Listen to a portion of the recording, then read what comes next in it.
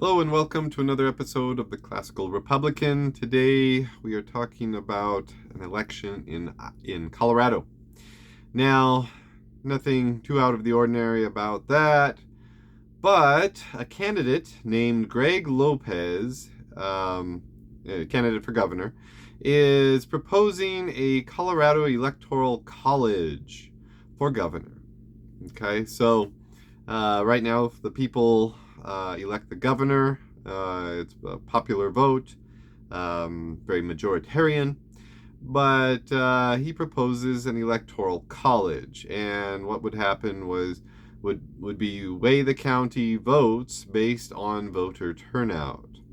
So he says that there would be 3 to 11 electoral votes per county. Okay, so there's a few things I want to talk about this. First off, we live in the 21st century, early 21st century United States of America, and doing anything based on counties electorally is usually unconstitutional. We used to treat, a lot of states used to treat their counties kind of like the United States treats states. And so you have in the United States a Senate based, where you have every state has two representatives and therefore two votes in the United States Senate. And so a lot of states had a similar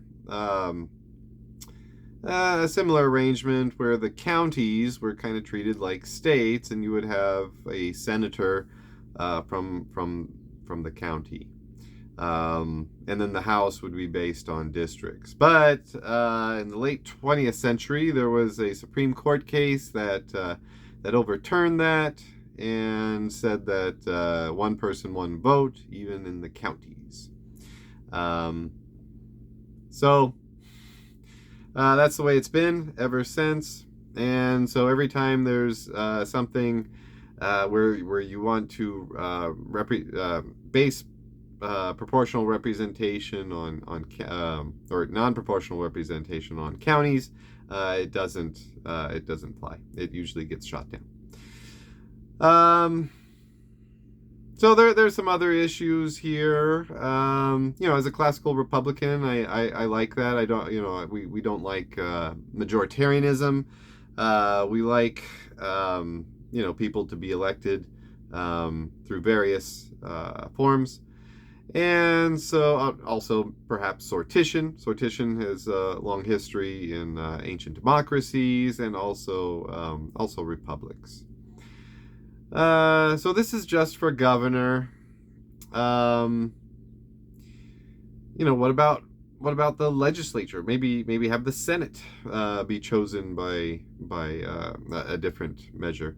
Right now, they have 65 members of the House and 35 members of the Senate. So, the House is almost, not quite double of the Senate.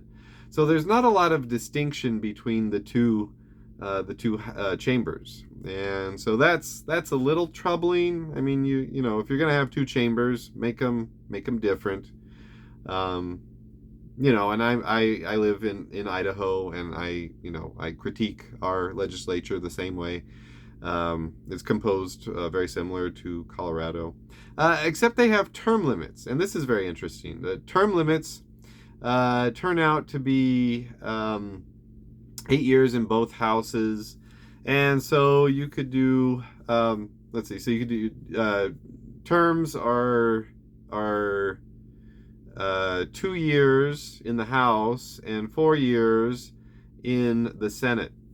So you could serve 4 years in each chamber, and then you have to take a break of 4 years. And so they have term limits, and these are the good kind of term limits, because it doesn't end your political career. It doesn't take away everyone who has institutional knowledge. They can come back in 4 years.